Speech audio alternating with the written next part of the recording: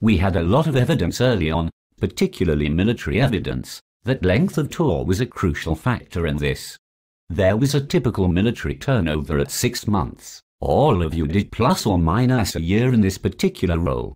I don't suppose there's a magic number, is there? But is more duration than a 6-month turnaround important, given the impact of personalities, or not?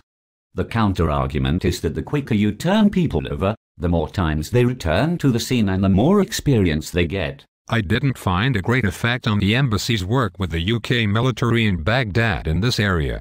It may just be the personalities of the people that I knew, and the fact that I worked for many years closely with the military.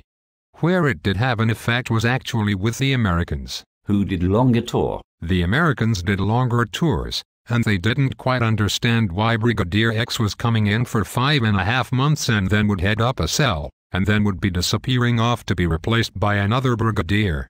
I think that caused people who were actually in those jobs, that caused them problems. There were strains between them and the relationship they were operating within. I think there was a tale of the 4, or was it 5, brigadiers within a year. From an embassy perspective, I was one of those. I did adulate to extend the tours. I thought that 6 plus 6 was too short because of the problems, and I like to think, that the fact that Christopher Prentice and I were there together for such a long period of time and through that important transition, that helped ease that transition through. But having done 20 months, when I left I have revised my opinion. I think 6 plus 6 and perhaps a little bit longer, but 6 plus 6 plus 6 plus a bit more is quite a long time, and I think people who do a long time don't realize how frazzled they are. Until you stop. Until you stop.